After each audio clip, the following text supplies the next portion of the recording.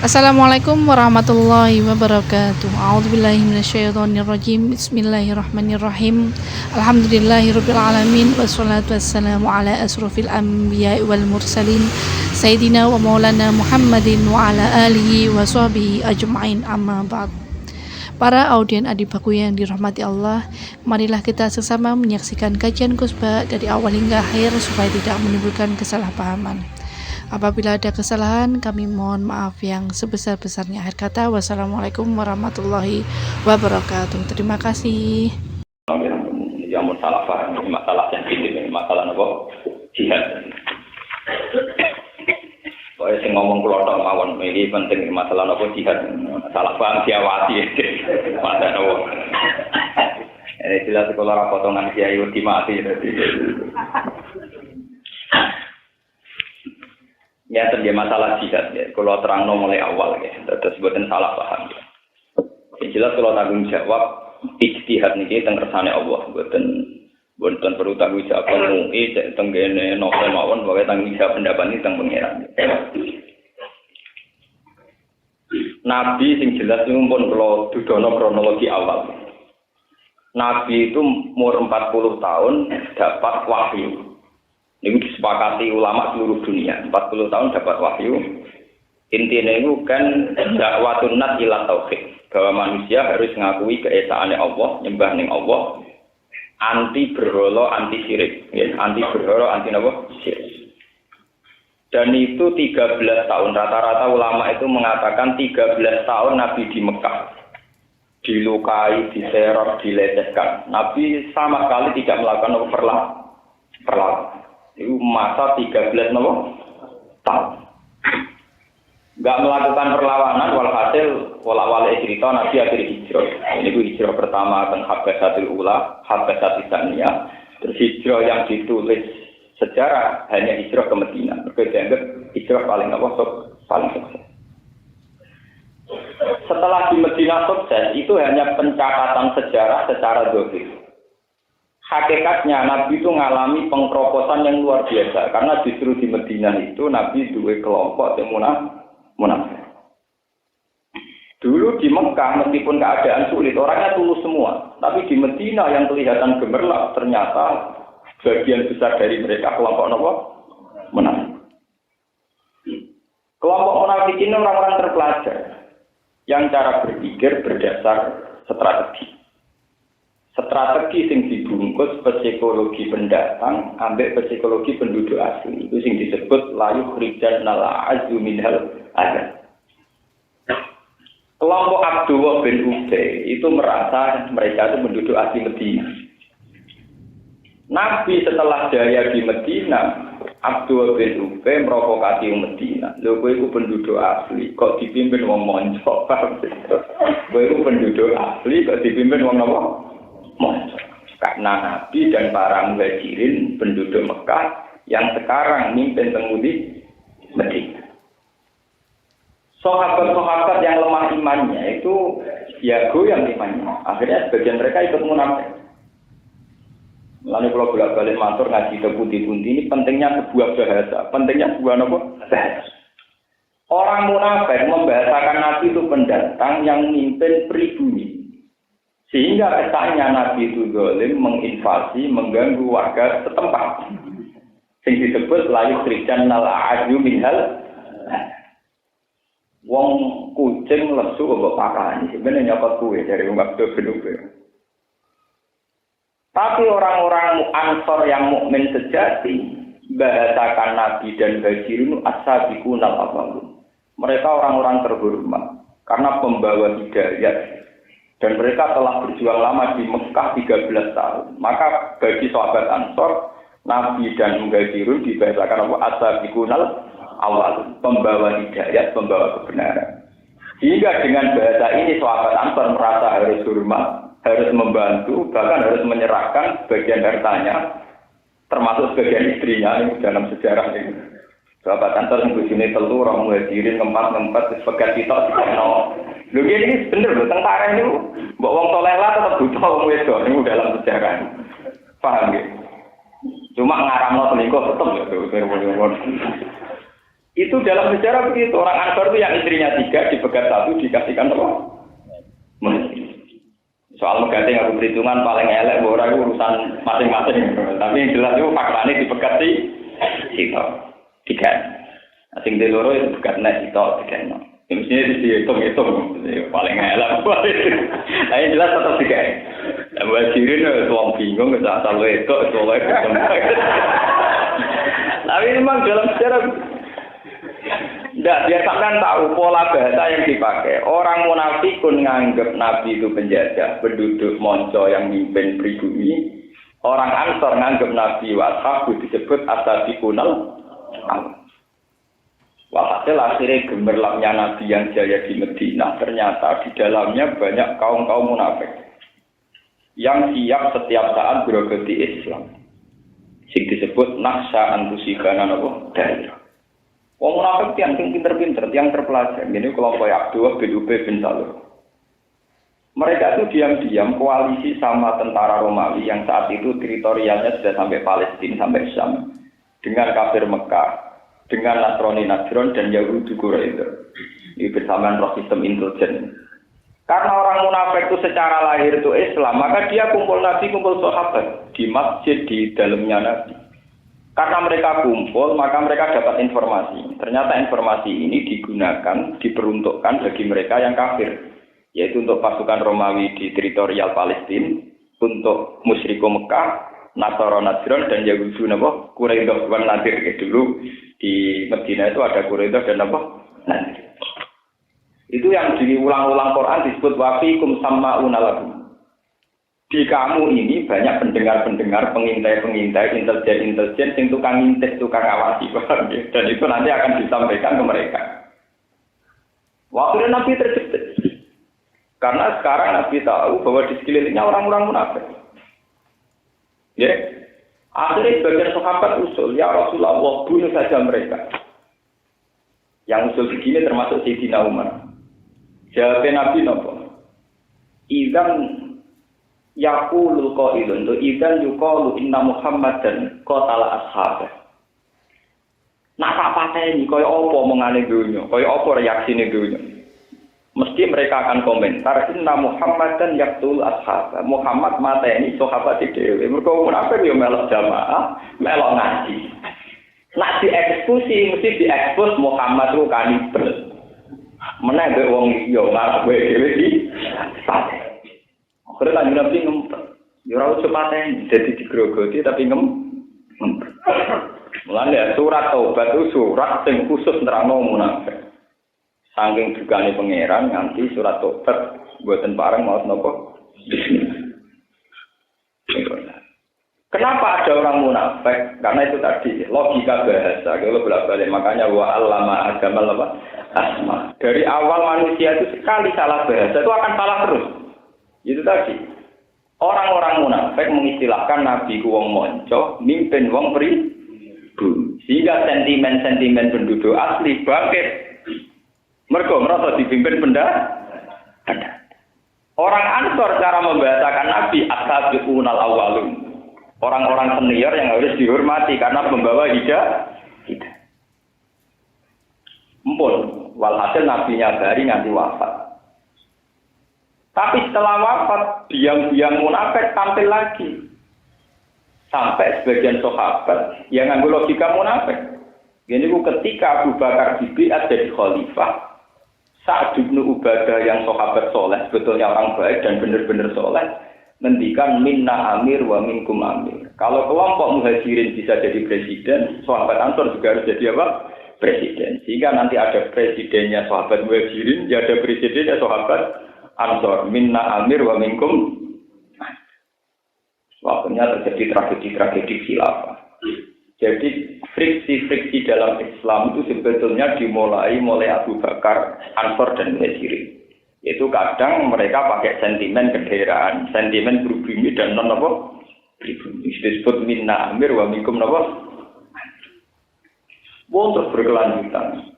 Nanti periode Aisyah ngadepi Ali, terus Muawiyah, Abi Sufyan. Ini ben sampean paham. Mulane ada di kiai jadi tokoh, ada orang munafik yang berogoti kita wis wajar. Iku sunnah tuh. Paham napa sunnah. Sing golekno Gus Dur ya wong yang dibesarkan apa? Gus Dur. Sing golekno Pak Harto ya orang yang dulu kemiliterannya dibina dinten Pak. Soeharto jadi hebat itu karena jasanya Soekarno memberi super semar. Akhirnya jadi masalah ben apa? Soekarno. Wis ngoten lho. Maka terus-terusno iku kowe nek murid ngalim ya maksudno gurune. Wis ngono ora ana bare. Mantu mbok kaya anak, mbok kaya idunya. Bareng kowe tawadhu dijengkangno pisan. Sing kuwasa. Kowe niku ora tak kaget, iku sunah tuwa. Kula niku kan mulya teman-teman yo ora gelem. Kula niku termasuk wong alim sing cara wong akeh mulya. Tapi kula paling seneng dhewe. Wis kula nek dhewean kok ning swarga. Kula kumpul wong pendak mulang nek kerja. Mergo kula niku ora sejarah niku manusa ngoten niku. Kula termasuk wong alim sing jare wong akeh di pengaruh tapi wahsyah. Saya itu ngalami wahsyah, mengalami ketersendirian. Nah nek liyane mulang nek kerja iku kula teng kamar. Dhewean ku enak. Sembayang dadi ahli swarga wae sing asik-asik nonton mawon sok digame. Nah mimpin wong ruwet. Wong pimpin suwe-suwe kuwadang mau diteraka. Bareng ana wong anyar lomo kowe parek jane pepe sugih wis dipareki keliru meneh. Marek sing suwi ora ana gunane wong suwi tok. Ora jelas komit. Kowe gelo nek pengeran ra oleh. Mergo kon latihan ikhlas ora lara. Kowe gelo ora oleh. Mergo dites ikhlas. Ora gelo ya ora normal wong duwe umat suwi ora jelas komit. Gelo ya ora oleh wong ra ikhlas dene lho. Lah wong adu penataan ngoten ora lara ati. Lan kula tak ikhlasno ben dapet sithik-sithik aman dadi kiai lho. Walhasil niki kula cerita sejarah. Lah sakniki sing perlu dingerteni kangge kula jenengan ya sing dadi kula sowan mbek pangeran. Kula bolak-balik mulai pertama kula ngaji riyen ngantos sak mangke. Yang dilupakan oleh para kiai, para ulama adalah satu. Dalam teori asli ilmu Quran itu tidak ada istilah tidak mampu. Niki rungono. Islam lewat Quran yang asli itu mengajarkan jihad itu fisarrah wa darrah. Infiru khifafau wasikola. Begitu juga menyangkut lomo, derma, memberi. Itu juga alladzina yunfikuna fisarrah wa darrah. Orang yang mau memberi saat senang maupun saat karena kiai-kiai biasa dengan tradisi fikih itu mesti sering manis tatoa kalau mampu atau ini tatoa kalau itu salah besar. Harusnya tidak perlu ada catatan ini tatoa. Kalau bolak-balik presentasi masalah ini, saya sampean hitung. Iki ayatnya kalau sudah nuriin. Teng masalah jihad konten infiru khifafal wasikolan. Cek masa sulit, cek masa senang. Tenggene masalah sedekah wonten ayat alladzina yunfikuna fis-sarra wa dharra. Fis-sarra ing dalam waktu seneng, wa dharra ing waktu bahaya, ora trimo marah, waktu napa? Mun sampeyan saiki itu. Meskipun Pak SBY itu presiden, meskipun Sri Mulyani menteri ekonomi, tapi yang menyelamatkan dari kematian itu bukan orang-orang kaya, orang-orang miskin. Karena orang miskin selalu berteman orang miskin. Dan kalau orang-orang miskin ini tidak makan, yang paling tahu ya teman yang sama-sama miskin. Jadi tanpa BLT, tanpa apapun, yang bisa menyelamatkan dari kematian ini sesama miskin. Berapa juta kematian yang bisa dihilangkan oleh sesama miskin? Misalnya kalau kiri kancane kiri, misalnya Rugen kancanan Mustafa, kode kiri ini, bercocokan. Kang, aku lanjut beras. Aku di beras 1 kilo, setengah kilo, nah akhirnya kode makan. Karena orang miskin tidak mungkin dia utang di bank yang tidak mungkin, utang bupati orang mungkin, karena tidak kenal. Paham ya? Dan karena bangsa Indonesia itu sekitar berapa puluh juta itu miskin, artinya mereka memberi makan juga sesama apa? Miskin. Karena orang miskin pasti utang sama sesama miskin. Yang bisa menghidupkan ya sesama apa? Miskin. Mereka ikut hutang. Jadi yang pahlawan di Indonesia itu orang-orang miskin sebetulnya. Karena mereka bisa menjaga kehidupannya kelompoknya sendiri. Loh, bantuan BLT tolong ulang pisan, uang sedang mati. Ya tetap berguna ya, bergunanya tetap berguna. Tapi yang emergency ini tetap temannya yang miskin. Paham ya? Artinya teori Quran benar bahwa kewajiban bernafkah, kewajiban bersedekah, kewajiban memberi tidak harus bersyarat mampu atau tidak. Mampu, asal ada kesempatan harus dikasihkan. Lho nggih, tangga kula niku rata-rata nggih melarat. Teng mriki rata-rata asal bangsa Indonesia mayoritas napa? Dan yang bisa mencukupi mereka sesama miskin. Misalnya tangga kula loro, mesti yang nulung pertama adalah kelompoknya sendiri. Mbok ditero ning rumah sakit, disewakno tosa, mbok ditero dokar, pokoke walhasil sesama miskin dulu. Engko nek wis kisarane butuh duit 2 juta, 3 juta baru minta tolong tetangganya yang kaya. Tapi tetangganya yang kaya kan menolongnya ngambil dari rumah sakit. Tapi emergensi saat kena DB, cepat diinfus dan apa mesti sesama miskin karena orang ini dikongkon sentak ora tersinggung bang. Anakku DB, langsung diteror rumah sakit diinfus. Nah contoh dari gue selama lama orang kelar bayar. Tapi ini kan yang penting, yang menjadi tertolong kan karena kecepatan ini dipahami. Baru setelah 3 hari mungkin ditolong yang kaya untuk teknis mengambilnya. Tapi yang menolong nganti nyawanya ini tidak melayang kan? Sesama nopo? Gue miskin golekane gampang. Wong sugih kadang ning kantor, nek ning omah wong pintu gerbang. Wong miskin jalan-jalan. Pancen nganggur, napa? Dan ini energi sosial yang luar biasa, ini harus kita hormati, Pak. Kalau termasuk ulama pecinta kaum miskin, kita anggap kaum miskin itu potensi sosialnya luar. Mana ada ngarep sama orang ngarep bupati wani ngomong. Lalu kalau ada tokoh agama ada pidato bahwa bupati itu orang luar biasa karena nyumbang sekian miliar jadi hebat orang miskin. Karena ini ternyata tenaga yang melimpah, paham ya, no? Yang setiap saat online, online dia on. Saya kan orang kecelakaan yang dalam, sing dulu orang juga mau nganggur yang gerdu-gerdu. Yang pertama ngangkat, orang kecelakaan yang dalam, orang juga nopo melarat yang nganggur-nganggur. Orang melarat kan jalan-jalan, wakai. Dan ternyata itu ada hikmahnya, karena ini menjadikan tenaga sosial melimpah. Wah, video orang. Dan itu menjadi tenaga sosial yang gratis. Gue terkira sangat roh, kenapa Allah bikin orang miskin, gue dipikir. Gue ini tenang. Biar Pak Presiden, Menteri, semua pejabat biar tahu logika ini, bahwa mereka tidak orang yang berhebat. Ya orang gunanya jelas. Tapi jangan katakan bahwa orang miskin, ya orang apa? Oh enak aja ngomong, orang miskin jadi beban negara. Jadi itu apa beban negara? Andai kan negara itu membayari tenaga sosial, yang setiap saat bisa diterjunkan kalau ada emergensi, itu tidak cukup uang negara. Tapi dengan sistem sosial yang ada sekarang, itu dengan sendirinya ada tolong menolong. Sehingga Quran jelas aturannya, yunfikuna tu fisarra wa darra. Infiru ya khifafau wa thiqal.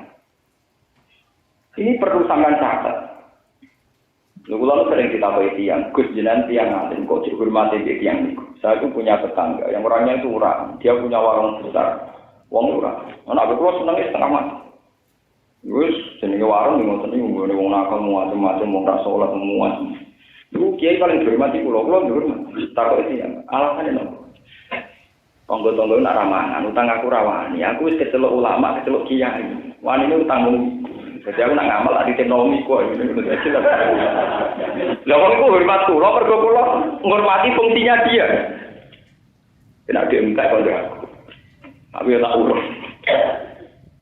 Orang tuh harus sadar. Karena ini jadi tenaga emergensi yang onten setiap. Sementara kita kiai paling banter wong yo apa. Ini masalah sosial ya, sosial urusan makan ya, urusan yang paling pokok. Sebab itu kalau senang aturan Quran yang diguna bisa roh, bahwa orang tetap harus berinfak bisa roh. Makanya saya itu janggal, kenapa kemudian di kitab-kitab fikih selalu diberi syarat ini tatoa. Jadi begitu musyawarah ngoten, soalnya tiap orang mesti berkemampuan menolong. Kemarin aku tak kirene lama. Iku mari sak. Wong larat butuhe mangan utang 2 juta, butuhe 2 kilo kok dadi 2. Sudah lah, ini melarat sarap. Nah, sing mari repot ngadepi wong melarat ngelak. Mbok dari cilik santrine 3 proposal di pondok singkat. Lah, ngungkap mati tok ora kok yo napa kok. Ayo mulane repot sing bilo-bilo tenan ben lama. Lah mari perkara kan. Nah, iku padha dene, nek padha sarape nek ngono ngoten. Paham ya? Artinya kan dalam teori fikih kan harusnya pakai kaidah al-hajat awil darurah muqaddaratun biqadriha. Jadi harus proporsional terfesa ini harus apa? Proporsi. Paham? Sebab itu ketika lan ikram balena cerita orang munafik.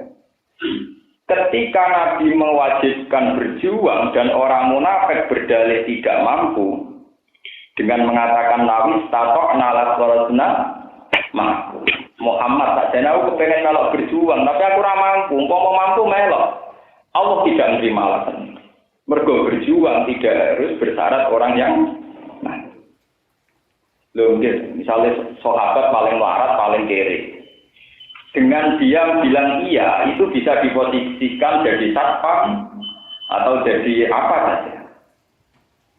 Ini kalau balik kali ya. Ada sahabat miskin tidak punya apa-apa, tapi dengan bilang iya ya Rasulullah saya ikut jihad. Buat jadi satpam, buat pengawas, buat tukang bawa senjata, buat tukang nimbo banyu, tukang ambil Coba teman bayangkan ya. Berjuang zaman Nabi ini ngadepi tentara yang terlatih, karena Abi Sufyan CS itu terlatih, Romawi terlatih. Nabi itu hanya mengandalkan loyalis, para orang-orang mukibin. Itu kalau yang miskin ikut semua tetap jadi energi. Misalnya ya, sing ahli pencak silat kayak Ali bagian perang. Lah sahabat sing marah reso popo, tukang ngemek banyu, tukang menyediakan obat-obatan, perbekalan kan tetap menjadi energi, paham ya? Atau yang tidak mampu jihad ya Rasulullah saya di rumah saja menjaga anak-anak dan perempuan. Ya kasus tentang Indonesia itu paling bagus. Indonesia itu tidak cukup punya aparat yang nangani kecelakaan, yang nangani sosial di jalan-jalan. Tapi kenapa setiap ada kecelakaan langsung ada di rumah sakit? Karena onsen, orang miskin di mana-mana di jalan. Wah seperti rakaruan, keluarganya rumah sakit. Itu baru kayak aparat negara, apa baru orang miskin sing nganggur. Loh jujur loh. Lalu kalau nanti saat ini tak pakai saya, ngomong sing nganggur kalau pakai saya. Kalau nggak ngerasa utang utang loh. Jadi tahu mau pangeran gak ngono, wae nak pejabat negara pidato, jadi miskin beban negara. Cara kok belum seneng. Beban negara, cara pulau fungsinya jelas. Tapi bukan berarti kita ngomong miskin boten, jadi cerita fungsi sosialnya orang-orang apa? Dan itu yang diakui Quran bahwa dalam masalah derma itu fisarok, water, infiru ya kifafau, plastik. Ini kalau tak cerita di zaman sahabat. Sahabat-sahabat yang merasa miskin. Yang perlu diketahui kondisi Mekah dan Madinah saat itu. Kondisinya begini jelas. Hukum negara belum ada. Makanya keliru kalau peneliti Barat mengatakan kalau Islam itu hanya lewat perang. Dulu itu hukum negara tidak ada. Tata negara juga tidak ada. Sistem sosial yang bentuknya nation kenegaraan juga tidak ada. Artinya setiap orang itu bisa setiap saat diculik, dibunuh, diintimidasi, diapa-apakan. Sehingga semua orang mengalami kerawanan sosial. Karena setiap orang mengalami kerawanan sosial, setiap orang membentengi diri dengan punya panah atau punya pedang. Karena tidak ada polisi, tidak ada tentara. Ini yang perlu diketahui, itu yang beda dengan sekarang. Nah, itu orang-orang yang miskin zaman Nabi, karena takdir Nabinya setiap saat diinvasi. Target utama orang kafir itu kan Nabi Muhammad. Karena ini yang menjadi biang bagi mereka menjadi apa? Itu sahabat-sahabat yang miskin-miskin bikin panah. Minimal itu 37. Ada sahabat yang sampai punya ribuan. Terus sahabat yang setengah tidak pejabat kayak Qatadah itu jaga rumahnya Nabi. Terus Bilal setiap saat bisa memaklumatkan kalau ada emergensi perang. Sehingga ketika misalnya Nabi dengar, sekarang Abi Sufyan sudah merangsek dekat Madinah. Sahabat diumumkan bahwa besok perang karena Abi Sufyan sudah menuju Madinah.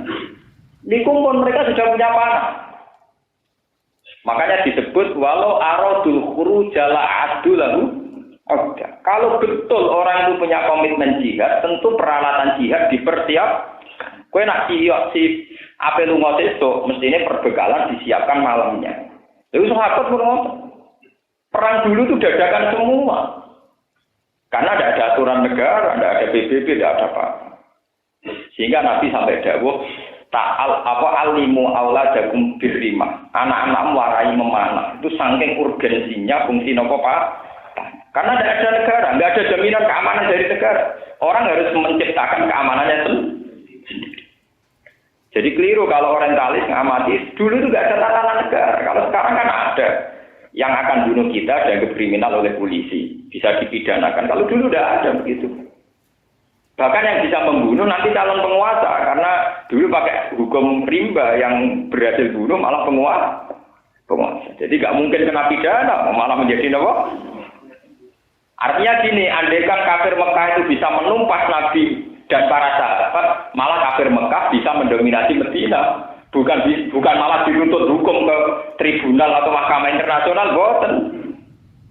Artinya andaikan kafir Mekah saat itu bisa bunuh Nabi dan para sahabat di Medina, itu nggak ada hukum pidananya. Malah mereka otomatis menjadi penguasa Medina. Itu yang harus disadari orang-orang Katolik. Jadi konteksnya sangat berbeda. Paham ya? Jadi pembunuhan bukan dianggap kriminal, malah dianggap kemenangan. Jadi andaikan orang-orang kafir Mekah itu berhasil bunuh Nabi dan para sahabat di Medina, otomatis penduduk Mekah penguasa Medina. Karena tak dikira boten. Orang bajingan kuat go tembak, mata ini ruhe. Tetap dia jadi buron, senajan ruhe wong ra kanggo lah tetap jadi buron. Karena hukum negara mengatakan pembunuhan itu kriminal. Nah bisa boten, bisa mata ini ruhe sak bojone wae, sak dunyane ya wae. Baik. Jadi malah berarti wis iso mata ini untuk bojone untuk dunia. Makanya ini pentingnya ngaji sama ulama itu kayak ini. Orang itu tahu asal-usul masalah. Kadang kita paling kecil loh, Nabi itu katanya berperadaban kok sering perang. Konteksnya dulu beda sekali. Paham ya? Karena orang harus menjaga keamanannya sendiri. Kalau orang sekarang, gitu kalau uang paling rakanggo, orang gila loh di jalan-jalan itu kalau kecelakaan itu masih yang nabrak dianggap kriminal, masih bisa dibeda. Uang mateni rugen masuk pejabat tetap, semasa kayak gila nanti pateni masalah. Zaman artinya masih buron polisi loh, gitu. Senajan itu di pateni ada seorang pembantu atau seorang kayak, cintu kan Joko golok. Nggak bisa. Makanya sekarang itu enak. Kita tidak perlu jadi ekstremis, tidak perlu jadi teroris karena aturan mainnya jelas. Kalau dulu tidak bisa. Dulu itu andaikan orang-orang kafir Mekah, Abi Sufyan, saat menginvasi Medina kok sukses, itu otomatis mereka jadi penguasa Medina. Bojone para sahabat ya otomatis wae wong kafir Mekah dan Medina juga otomatis milik mereka. Itu enaknya orang dulu itu kalau sudah bunuh itu malah tidak salah, malah jadi penguasa. Lah karena kondisi demikian para sahabat diwajibkan istiqdah, punya kesiapan setiap saat. Sehingga sahabat itu wajib nyancang jaran di depan rumah itu wajib. Jadi kita tenang, ini kalau kita sejarah. Sampai wonten ayat wa'iddu lahum mastata'tum min quwwati wa min ribatil khair. Kowe kudu setiap saat siap jihad, termasuk setiap saat kudu jaran konten. Terus ini sepeda motor. Jadi sahabat itu kalau punya kuda itu tidak diletakkan di kandang, di depan rumahnya. Jadi di kamar ada panah, di depan ada kuda, karena perang itu setiap saat. Paham ya? Ini disebut wamir ribatil khayli, dan setiap saat harus ada kuda yang sudah ditambah. Sehingga kalau ada instruksi perang, itu mereka tinggal ngambil panah, ngambil kuda, terus ikut perang. Sehingga musuh yang merangsek ke Medina tidak jadi masuk wilayah Medina. Karena itu tadi on time, setiap saat bisa digerak. Dan coba kalau sahabat model kasus sampean-sampean perang panah orang duwe, atau duwe golek isih. Pada gue cek nunuk-nunuk ucap-ucap meripat, ngomong mati kan. Lalu kalau termasuk kiai sing dimadzhab on time, orang itu harus siap setiap nopo. Tidak bisa, ya sesuai konteksnya. Kalau nu menangi, anyaran kiai teng desa kula nu nak jenenge tahlilan, misalnya setengah itu jadi jam itu jadi setengah. Era kiai ini kula rawan, wae kula ngerti undang tonggo-tonggo, Gus mengke bar magrib tahlilan minggu. Jam piro magrib ora jelas. Jam itu kurang seperempat bar magrib setengah itu ya napa? Ya, saya kejenan jam 6.05. Oh jelas kok. Ya tepat tenan kok, jam 6.05 teko persis kok. Oh, sing diomong sih mesti lho terus teko. Wong-wong teko lagi mos. kula mau ngeten, sing teko tepat waktu sing bener, sing terlambat salah. Ojo kok sing bener ana sing salah. Sing kudu sing salah ana sing bener. Masane kan alhamdulillah di tradisi. Wah, wis Gus ora kok melayu tenan. Wis kawur tak tinggal tenan. Aku ora terkenal masalah waktu itu tak hormati tenan. Kula nggih ngomong, aku jam 6 5 menit. Nah, anak kula kira-kira teko, aku ora janji. Kowe anggere aku terlambat 5 menit berarti aku ora teko. Jadi sendiri ya teko-teko, anggere terlambat 5 menit itu sebagai aku. Itu sudah kaidahnya harus jelas. Kula termasuk kiai mentradisikan on time itu harus ditradisikan karena dulu Nabi itu begitu. Nabi itu masalah jihad perjuangan begitu. Sehingga ketika ada kabar sekarang Abu Sufyan sudah dekat Madinah. Termasuk perang Tabuk, ada kabar bahwa pasukan Romawi yang teritorialnya di Syam itu sudah menuju Madinah. Akhirnya para sahabat digerakkan Nabi menuju Tabuk. Tabuk itu dulu perang yang tujuannya untuk untuk menghadang pasukan Romawi. Akhirnya tiang Romawi wedi, mergo ternyata diserang mendadak tidak bisa. Ternyata sahabat juga punya kesiapan on time setiap nopo. Karena sekarang enak. Makanya kalau sekarang ada ekstremis itu tetap salah karena kondisinya beda. Sekarang kondisinya apa? Beda. Artinya beda dia begini. Kalau kita mati itu masih urusan dengan polisi. Meskipun kita kalah. Kalau dulu enggak. Kalau yang kalah ya kalah kabeh ada bojone wae sing mateni, Pak. Dalam hukum rimba dulu itu lucu. Pembunuh itu berhak ada istri dan harta. Jadi ora jago dolim. Jadi misalnya kalau Rukin berhasil mateni Mustafa, wong dia ora berhak ning gone keluargane Mustafa, sing berhak malah sing pembunuh. Hukum kok ngono, pembunuh malah berhak mempunyai istrinya dan harta. Wah, enggak aneh, hukum kok ngono. Ya sama seperti hukum kerajaan dulu. Misalnya dulu Singosari diserang Jawa atau dulu Pajajaran diserang mana? Kerajaan yang diserang, ini kan kalah. Kudune nak dalam hukum Islam sing ngalahno kan jenenge wong dolim. Dan di dulu ora dolim, nak sing ngalahno malah bertahta. Paham ya? Sing ngalahno otomatis apa?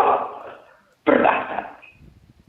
Ya Jipang Panolan kalah ambek Pak Ngawi Jakarta ya terus jadi Bintoro meleset kok Yogyakarta. Akhirnya kerajaan apa?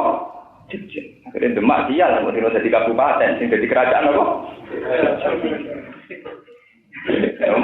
Nasibnya pun kalau Kiai Demak itu terkenal Pantura mau tukang syariat, orang pati percaya jimat, bareng disuduk Kiai Barat mate. Malah sejarah nak wong Yogyakarta rada kejawen, mergo dhisik sejarah Islam syariat itu kalah mbek Islam klenik, mergo Arya Penangsang didikane Sunan Kudus syariat. Sing pangeran iki didikane napa kali Jawa, bareng perang kalah. Mulane nganti saiki ya bali. Wong iso dhisik dolan Bali maksum wong langsung. Wah. Pasemu derek Rembang. Jadi nak syariat itu tuwa Pantura. Tapi nak jago tuwa juk. Ini kan sejarah ngono. Nek kula bejenengan kula ya jenengan. Tapi kan sejarah itu berulang. Ada dhisik sejarah ngono. Wis tak pernah panjang kok. Tapi dalam masih pakai sistem dulu, yang menang ora darani dolim, malah yang menang berarti sekarang penguasa. Aneh to. Enggak tatanan kemro-kemroan awur-awuran. Wong sing menang ora divonis dolim, malah otomatis penguasa. Dan bisa kamu bayangkan dalam kondisi demikian umpama Nabi itu tidak on time punya panah, punya pedang, punya kuda yang setiap saat bisa digerakkan. Itu Nabi sudah mati. Para sahabat sudah mati. Nah, sehingga mereka yang tidak punya persiapan jihad, tidak punya persiapan bela diri, dianggap munafik. Karena akibatnya akan fatal bagi Nabi dan para sahabat. Yaitu setiap saat bisa diinvasi pasukan Mekah dan keok. Dan apa? Maka kesiapan-kesiapan ini dianggap bagian dari jihad. Itu yang disebut wa'iddu lahum mastata'tum min quwwatin wa min ribatil khairi turhibuna bihi aduwwa wa aduwwakum wa akharina min dunihi. Dan ini kritik ya bagi tradisi-tradisi pondok salaf. Biasanya kan kumal, kemul, kuno itu tradisi yang salah. Harusnya orang Islam punya tradisi on time. Setiap saat dia jaga. Luri ini wonten sunah dengan, ben sampean ngerti. Karena kondisi negara saat itu begitu, kondisi sosial masyarakat begitu. Niku anggere wisuk. Niku Abdul bin Umar, Sayyidina Ali niku balapan kuda. Makanya tenggene fikih, judi yang boleh itu judi yang melibatkan balapan apa? Kuda dan pemanahan. Nggih, sangat nggih kuat ya. Jadi di fikih yang boleh setengah judi sing oleh itu balapan kuda sama napa Mas? Karena dengan demikian itu menunjukkan tingkat kesiapan Islam secara militer. Secara apa? Militer. Kalau dulu kan adanya panah sama apa? Kuda. Itu di depan umum. Itu disebut musabaqah, kompetisi. Tapi setengah judi yang menang nanti dikasih hadiah. Karena para sahabat itu kelihatan tangkas dalam main panah dan main kuda. Itu orang-orang kafir cara Jawa zicing terus takut. Wah, nak ngono diserang bahaya karena mereka punya kesiapan kuat karena mereka ahli pemanah. Sampai sama jelas kitab-kitab kasus Hayatus Sahabat, kitab Bukhari Muslim. Mereka mensifati sahabat itu begini. Biar ini jadi kajian. Biar orang Islam raklun-raklun. Biar jadi kajian. Sahabat punya tradisi begini. Asbahu fursanan wa batu ruhbanan. Sebagian ulama ngerjakan batu ruhbanan wa asbahu fursanan. Batu, podo bermalaman sapa sahabat ruhbanan hale kaya pendeta. Wa asbahu lan podo isu-isuan sapa sahabat fursanan hale penunggangku kuda. Sekali jam 2 bengi coba pendeta madhep ngulon wiridan. Jeneng istighfar yo nangis, sing kaya kula seneng teng maca tasbih pesta sesuai kapasitas masing-masing. Nak bengi coba pendeta. Tapi sekali menyongsong pagi, cara tani setengah 7, udah numpak kuda, jalan-jalan. Sehingga dengan demikian secara psikologi, Yahudu, Quraisy, Nasara, Nasrani dan kafir Quraisy njite. Mergo ngadepi sahabat sing kuat. Wah, ini diserang juga, ini tidak main, Pak. Itu jadi bentuk intimidasi terhadapmu musuh. Mulane iki bersama nanti sejarah. Rumah sana sampean tak iso Pak Marwah itu kesunatan yang abadi, boten abadi. Ar-Romal Fitwah juga tidak kesunatan yang abadi. Ini ceritanya kan ya. Nabi terkenal kere, mergo marang Madinah itu ngungsi. Bareng tahun 10 kira-kira 10 Hijriah, 8 Hijriah, Nabi teng Mekah badhe umrah. Walhasil akhirnya tahun ketiga dari Sulhul Hudaybiyah terjadi haji. Ini wong kafir menenge Muhammad paling kang arah kelar kaji. Ngomong kelaparan kok kelar nopo? Kaji wong rutene kaji Mina, Musdalifah, mbok ngono kaji ibadah paling ribet. Akhirnya disunatno mlayu ngecek. Nggo nunjukno nang Islamku kuat. Tanyakan pakar-pakar sejarah. Asal usulnya disunatno kenapa ngitari toa pertama Ar-Romal. Melayu ngecek, agak lari-lari kecil dari bahasa Indonesia. Mergo nunjukno nang Islam gak kelam. Sa'i juga gitu. Sa'i kan disunatkan lari kecil. Nggo nunjukno nang Islam mboten apa? Makanya rata-rata ulama mengatakan, apa lari-lari kecil itu syarat sah dalam sa'i? Ya, rata-rata mengatakan tidak syarat sah. Itu harga saja.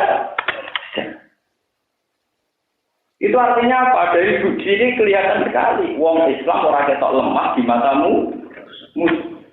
Mulane wonten napa? Mereka kalau gelari sahabat mesti batu rubanan wa asbaqufur sana. Dadi nek bengi do kaya pendeta ibadah, kali ini kok ganda. Yo nggih, misalnya sampean di kiai lemes saya sungkan. Mula ambek kese-kese ano pesantrine kiai iku semangat ta ora, nek mau maju dhuwit ta ora. Yo kelar blojo ta. Kiai mlete koyo kula sampeyan gak kepikiran. Dadi mlete ku ya lek ilmu iki. Nggih lho, kiai itu nak setengah mlete, setengah takabur koyo kula. Niku malah enak. Paling gak sampeyan yakin kula ora kelaparan. Paling gak sampeyan yakin nak kula ora. Di mlete kula tak ilmu. Koyo nak wong alim ku menangan, sawangane kliru wae di ilmu. Misalnya mulang to ketak-ketek anggo wae satrine ya praktek. Kok kiai iku sesuk ora diblojo, berarti. Mulane sampe ana riyen ana wae ida rusik kapoto-totun patajam mali. Nah lagi di musibah kudu mbok gagah-gagah. Nah. Ini bapak kula cerita, bapak kula murid Abdul Salam, dia menangi Pak Arwani menangi Badul. Ini dikonco. Anggap bareng ora di duwe, setelah ora di duwe kere. Wis iso masak celananan matane, tak kok kancane. Lah kepen iki Kak, mesti ibu bati. Tapi tak bentuk wesel, ini itu semua mulan turu. Ditakoki jalan bapak, lho anak tamu kok. Ngene kan Nur, bapak kula namine Nur Salim. Ngene kan Nur. Nah aku di dhuwit kemal-kemal agak ono sing utang.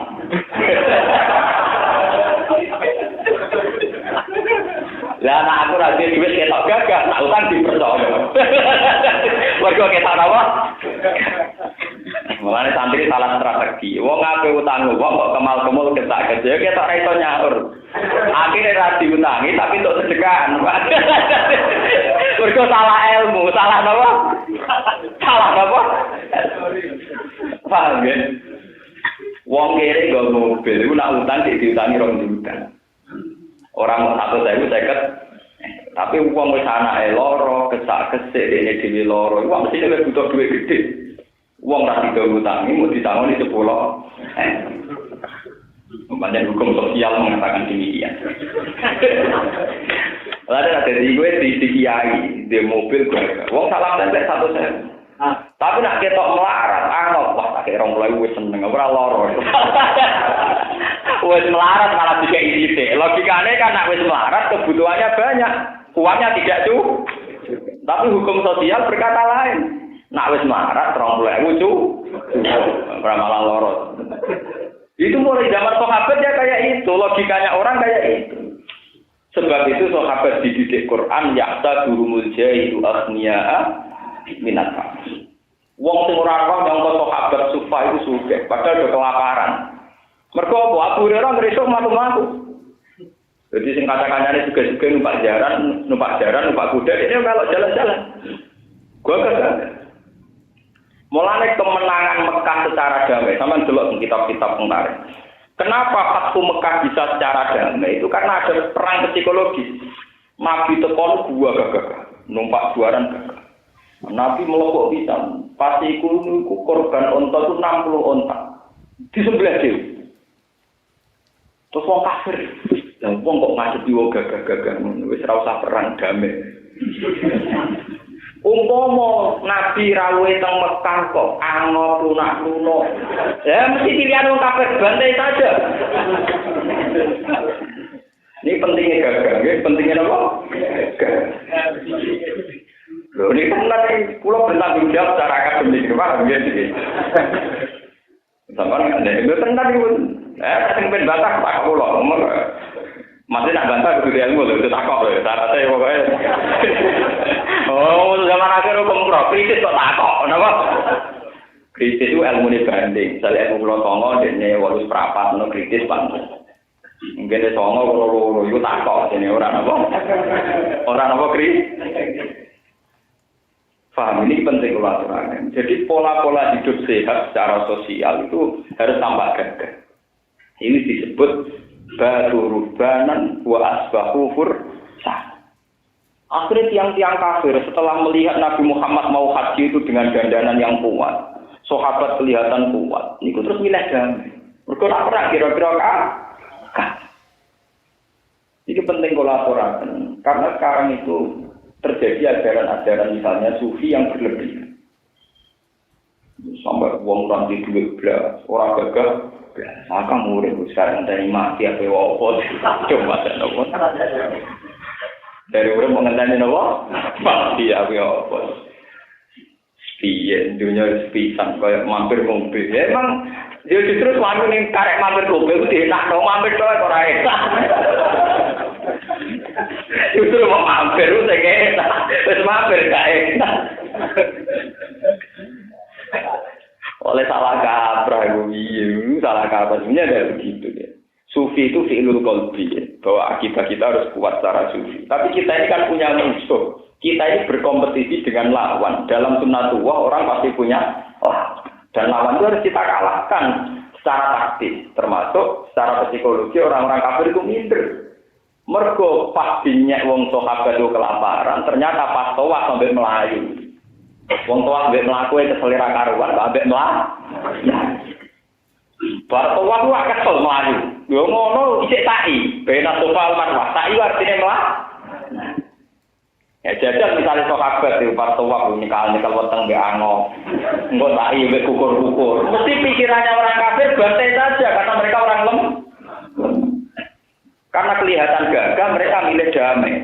Sama dulu tentang kitab-kitab lain di karang ulama-ulama besar. Ya soal karek sampean beda ya saiki ditobati, paham ya? Mulane iki mun dibaptis diluruskan, paham ya? Mun disertifikasi. Jadi begitu dulu sejarahnya begitu. Mulane Nabi kan. Lho saking pentingnya gagah, semir ku sunnah. Nyemir rambut, milak rambut itu dulu apa? Sunnah. Sahabat yang sudah rambutnya beruban itu kan kelihatan kalau perang tidak gagah karena itu disunatkan nyemir. Nak nyemir sunatnya buat liren, nanti kita merah, kenapa? Jadi sahabat dia udah kayak seleng. Amolane wonten aliran An-Nazir semiran iki ana sejarah ya. Tapi dia juga merang, Pak. Saiki disuruh nyemirin. Lha tapi ana sejarah ya dulu itu kalau orang-orang tua kan rambutnya putih. Sawangane kan wis watuk wis mengi to, paham nggih wis asma, paham nggih. Dadi ben tetep ketok gagah kenyem. Disemir merah, kok penting kok. Semire napa? Lha iso ketok garang. Do ketok napa? Paham nggih? Nah, tadi iki umat Nabi udah nyemir Bang. Jadi ben gaul. Termasuk An-Nazir niku kelompok sing cara berpikir sektene iki kudu bersemir. Nazir baptisnya termasuk yang ngene apa? Lalu kalau dia anak lanang, rambut keluar tak keliru, toko keluar tak kok, gus mana kia kok keliru ben, wah kepen, orang tak pikir nak disemir abang malah saya ini kayak aliran An-Nazir, lah dikeliru ben kok, nah soalnya kalau ni udah ulama terus masalah ini longgar,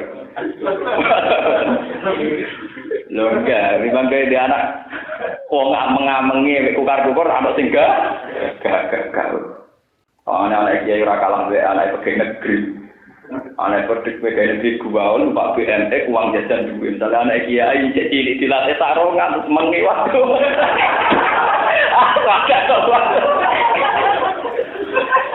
Wah, anak pegawai negeri karena bapaknya bergaji tetap waktu mari BNT rambutnya do kelingkiran gua. Untung pangeran mari anak kula gua nek tak kon ngono, kula ora masalah. Daripada dipaksa latihan nyai cek cilik umur mukalla. Di latihan sarongan, ketunan, boleh meler. Nah, malah jadi nyanyi wong. Ketunane sunat, sarongane meler iki ora. Lha boten iki tenan. Ndak boleh, Islam itu ndak boleh. Harus ketok gak. Ben ora disepelek. Ben ora ana ngomong kiai digang tahlilan seneng, ben tau mangan enak, kiai digang maratikan seneng, ben tau mangan kiai. Dia tidak ada pelecehan-pelecehan yang bernuansa menyudut. Dan itu strategi para nabi dulu, para sahabat. Nabi Ibrahim terkenal kelihatan kaya. Nabi Muhammad ngoten. Meskipun hidup pribadi beliau sangat sederhana.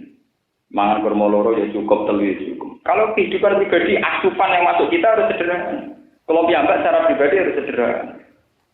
Tapi dalam teknik mercusuar yang berhubungan dengan orang lain harus yahdadul jahilu al-dunia aminat ta'afuf ta'rifuhum bisimahum la yas'alunan nasa napa ilham.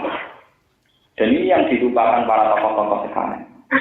Yang semua bupati potongannya juk sangu sampai bergening power piye. Jadi apa nak imong karena semua potongannya juk sangu apa nak imong karubi. Mesti pikiran bupati ngomong asisten semua bangun pikiran ngono. Kadang nak kok gua gak potongane setengah demo mbek mutung mikir. Wah iki umat potongane kok kudu mutung wah bahaya. Iki to bergaya dan iso tawar menang. Paham ya? Teko kesak terus mualah kabeh kan terus pikiran bupati sangoni bar. Lunda, ini psikologi. Coba kalau sampean datang sama-sama, itu makili aparat negara, kita makili ulama. Kita kok gagah. Dan kamu tidak terbersit sedikit pun akan minta uang, juga butuh uang. Misalnya bicarakan prostitusi atau proyek apa kan kelihatan banding. Tapi nak tekan wis melas, nah enggak tak sangoni ra. Napa? Sampeyan tak ceritani, tapi ora usah tiru. Kiai Bisri Mustafa, Abai Bakholil Bisri, Abai Gusmus. Saya itu kenal baik sama Gusmus. Dia kenal namanya Porde Tonggo, itu kan di desa keluarga Skanser. Kiai Bisri Mustafa itu dulu MPR. Dia mewakili kelompok kiai, kelompok pejabat zaman dhisik ora didikan londo. mulyane ra karuan. Mandor tebu mawon nak liwat iku pasukane do mlayu. Dene numpak sepeda wong liya mlaku. Saking mulyane. Yen aparat negara kan saking niku ki distri niku apa dadi saking kepengen nyanyi niku nak pambinan, nak jajasan di nggono santri. Di tangane kan. Dadi nggono tangane ning jero mboten purun. Sing itu juga itu kalau di depan pejabat gue nunjuk nak sing di asisten ora pejabat kok. Ya iya ora. Dari itu malah jadi niru. Maksudnya kalau lah termasuk ulama yang tidak niru, kan? Tapi ada ilmu nih, kalau ada ilmu nih, Pak. Lu kalau kangen-kangen lu, tenang. Oh, kakak kula nanti jadi wakil bupati, pejabatnya mulia neraka rumah, berwudu ada orang sing gawane pinggir. Tapi dia nak jadi toko ngoten. Aku bae wakil bupati lah cek mulya aku. Sehingga ada aku mau cerita, kowe santri bukan pet yang gawane apa? Kita harus menunjukkan bahwa status kita tidak kalah dengan mereka. Bukan sombong-sombongan untuk menjaga bahwa agama itu juga berkah bagi pemeluknya. Bukan musibah, paham ya? Dan aku mau ngelerno wong lunak-luno wong kukur nanti kan dikira agama ini jadi masalah kan. Paham ya? Tapi kalau buat nyarana sama peneliti buatan di tengah-tengah mau maksudnya ini ilmu ya, jadi tidak ada kalau yang secara pribadi sederhana. Itu begitu. Sampai delok teng manakib. Ketika khalifah datang tuan Abdul Qadir, itu ora diperlu isih. Nanti lugu wa idza jalasa ala kursiyin napa alim, lugu ning kursi sing dhuwur. Ya pede ya pejabatnya ning kita orang tamune. Sampai tak ceritani, Imam Malik itu ulama paling angkuh. Imam Malik radhiyallahu anhu, gurune Imam Syafi'i. Niku saangkatan mbek Khalifah Harun Ar-Rasyid, ya saangkatan mbek Khalifah Harun Ar-Rasyid. Khalifah Harun Ar-Rasyid itu punya dua anak yang kepengen kan ngaji tentang Imam Malik. Karena dia seorang presiden, seorang raja, ngirim asisten. Jadi Imam Malik kon mulang muwatok ning istana, ben anakku ngaji. Jadi Imam Malik enak, al ilmu yuktala ayati, ilmu ditekani ora kok. Pengen yo rene, aku pengen apa? Akhirnya rono disuwakno Harun Ar-Rasyid. Niku Imam Malik tetep lungguh teng kursi dhuwur, mboten medhit. Ya biasa malah bagian riwayat Imam Malik nak wudu niku senengane ngongkon anake sultan kon nggawa ketele kok. Jadi anake si Sultan Harun Rasyid itu tukang nggawa ketele Imam. Cuma mau rai mbek tangan. Jadi hanya muka dengan tangan. Sikile ora mentolo, sikile kadang mbok kudisen kok ora mentolo kan. Iku wis disalahno Imam Harun Rasyid rawuh nyalano anak. Nak kowe wis dadi nglayani si wajahe mbek tangane, mbok nglayani pisan tak ngumbah di siki. Jika kamu sudah mengkhidmati, membantu wajahnya dan tangannya, kenapa tidak sekalian kaki? Jika kehormatan Imam Malik itu ora kalah mbek kehormatan Harun Ar-Rasyid yang saat itu presiden. Sampai dulu bupati mulyane ngono, buka pintu lho ora tau. Lah kiai buka pintune dhewe karena mobil error suwi apa. Perkawatane dirubah bukaane angel wae. Lan kula gerita kok toko-toko. Kenapa kiai ora pejabat? Bukaane mobil pejabat itu gampang, mergo anyar gak error. Lah misale mobil kiai dibuka terus satrine suwi. Mergo wis error, bukaane angel gak. Niku cerita kisahnya. Padahal Imam Malik kalau sowan ke Harun Ar-Rasyid atas nama hukum negara, ngene lugu ning iso. Harun Ar-Rasyid lugu teng dhuwur. Nak manggil ya Amirul Mukminin. Misalnya urusan administrasi negara itu Imam Malik yang sowan. Karena beliau posisinya rakyat. Tapi sekali Harun Ar-Rasyid yang sowan, ini posisinya tilmid, seorang murid. Beliau seorang mursyid, maka dia di atas. Itu ulama dulu sudah proporsional gitu. Jadi kalau Harun Ar-Rasyid yang sowan, Imam Malik di atas. Kalau Imam Malik yang sowan, Harun Ar-Rasyid yang di atas. Soalnya itu buat kiai ibu bupati itu kalah tenang. Nah, kalau nak gila. Ya, ini gitu sejajar mah, biasa. Nah, ini nak pemulihan aku biasa, pemulihan ini biasa. Udah biasanya kan adil satu-satu. Dan aku pemulihan aku tenanan, ya mungkin apa? Harus dilatih. Sekarang itu salah kaprah semua. Begitu juga Imam Syafi'i, terus ulama-ulama setelahnya begitu terus. Sampai periode saat ini bukan karu-karu. Orang dengan pejabat itu takutnya bukan main. Karena itu tadi, cara berpikir pejabat itu segala-galanya. Wah, orang pejabat kayak soal sing nulung wong larat gak ono. Wong pejabat sekali nulung sak miliar miliar. Sak miliar itu paling berapa bulan sekali. Sementara orang-orang miskin yang tadi sing iso nulung tangga-tanggane menjadi energi sosial sing on time, sing setiap. Kenapa ini tidak kita beri apresiasi, tidak kita hormati, paham ya? Mana barang ini kudu hormat, sampeyan nek fungsi-fungsi wong miskin. Mana nabi ngomong miskin tidak ngamen. Allahumma ahyini miskinan wa abidni miskinan wa surni fi zumratil. Nah, itu internal. Perilaku Nabi secara internal. Tapi secara eksternal menghadapi musuh Nabi kita gagal. Paham ya? Nabi kita apa? Gagal. Itu yang disebut baturbanan wa asbahu fursan.